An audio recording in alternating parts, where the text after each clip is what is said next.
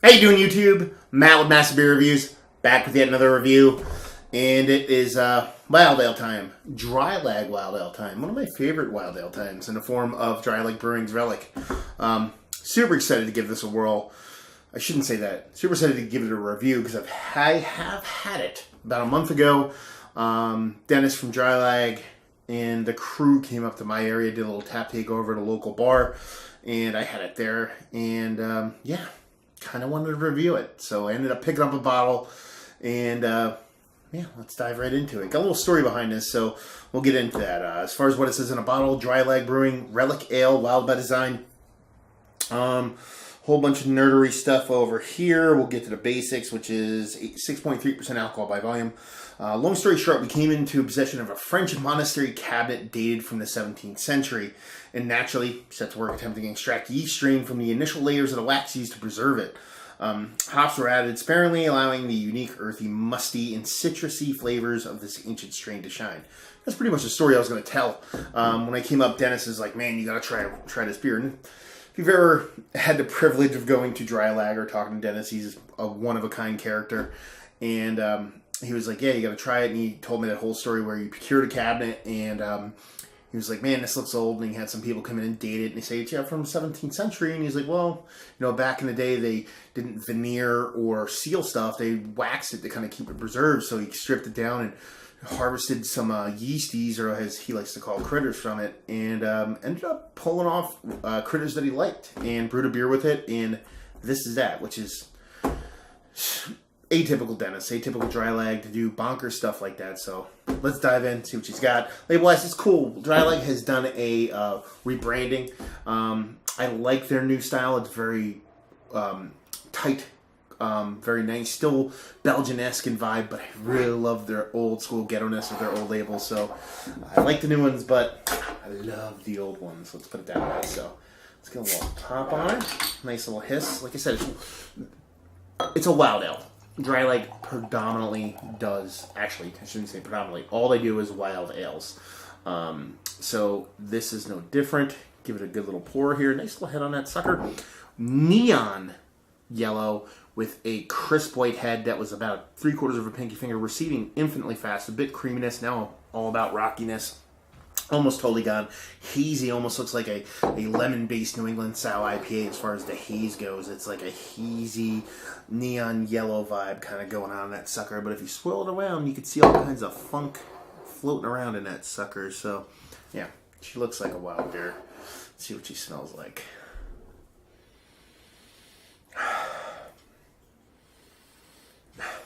Deep, old Relic. Old, funky, super funk. Like a lot of people, when they talk about wild beers, they talk about a inherent sweatiness or a barnyardy blankiness. That's your saisoniness, but it's typically your wild ales.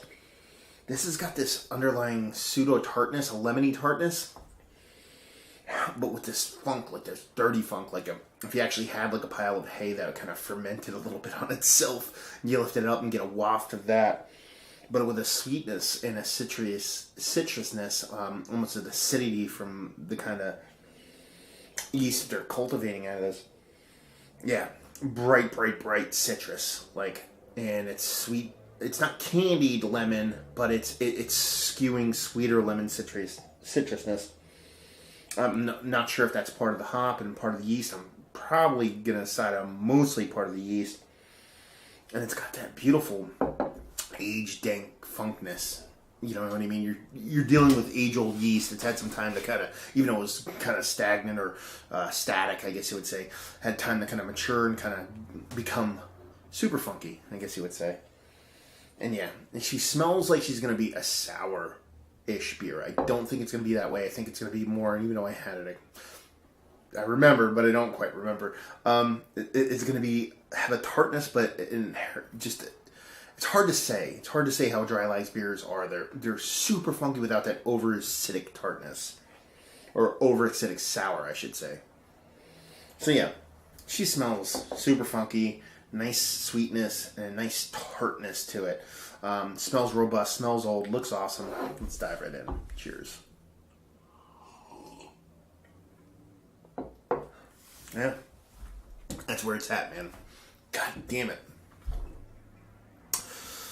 That tartness is so fucking beautiful. It's so not even close to being uncomfortable, but it's so vibrant. That's the calling card that is Draai Laag. That's the reason why I like this brewery so much. First thing you get is this tinge of sweetness.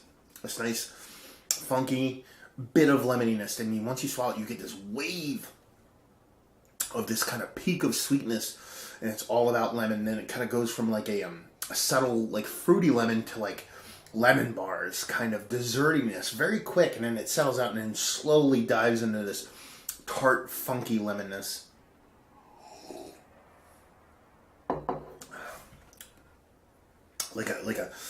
Like a lemonade that was sat out in the, and this is horrible to say, sat out kind of a little bit too long, warmed up, became a little bit more acidic, a little bit more funky.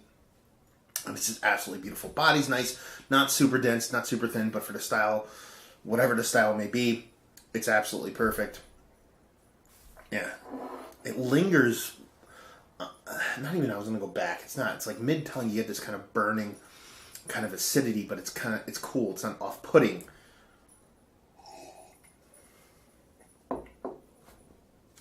It's just a fun fucking beer, man. Draai Laag is by far one of my favorite breweries. Hands down. I've trumpeted them for a long time. It's been a while since I've done one of their reviews. But once I tasted this, I knew I had to give it a whirl. And getting it now in a bottle, it actually seems a bit more vibrant, a bit more punchy. That's actually something that Dennis said. He's like, on draft, it seems a little bit muted. And it's definitely has a bit more pop in the bottle. So let's talk about it. Is it one of the better wild ales? Classified at that as a generic catch-all. Wild ales I've had as of late, yes. It's up there, if not number one. It's just that good. It's what I want from my wild ales, my Belgian ales. I didn't even talk about that, how it has this, they capture this Belgian soul so correctly. So it tastes quintessentially Belgian, quintessentially funky, in a not challenging, acidic, sour kind of way. Wild ales and in sour ales can get it a little bit more, am I sour than you kind of game going on. This is just, hey, I'm fucking good and drink me. What about again? Fuck yeah. Value and availability, I want to say $7 maybe for this pseudo bomber. It's like Aventinus, Schneider Aventinus size bottle. And I've seen it in and around my area. Now, you say, well, you know, it's from PA. Well, it's from Pittsburgh, so it's 5.5 hours away. Two, they just signed a deal about a month ago with Shelton Brothers at the time of filming. This is May 2016. They signed a deal with Shelton Brothers, so you're going to be able to find it. Drips and drabs will probably pop in areas here and there. So it's definitely something you might be able to get your hands on depending on where you live and depending on how lucky you are with Shelton Brothers distribution of their beer. And just say this, if you like what we like this, if you like good beer, if you like wild ales, if you like Belgian beers and you want to taste something pretty fucking awesome from a super small brewery that's just crushing it like nobody's fucking business, it's definitely worth checking out, because if you like the beers that I like, and you especially skew on the Belgian side of things that I like, then you'll definitely love this, because this shit is just fucking delish. So there you go, another review in the books. Hopefully you guys enjoyed the review. If you did or you didn't, or somewhere in between, please leave a comment in the comment section below, and like, subscribe, and all that fun stuff. If you want to check us out anywhere else on the internet, you can. Facebook, Twitter, Instagram, Untappd, Massive Beers, and all 4 of those places. And yeah, another review down. So hopefully you guys enjoyed the review. Hopefully enjoy a nice, where is it? Wild by Design beer. You probably can't even see that.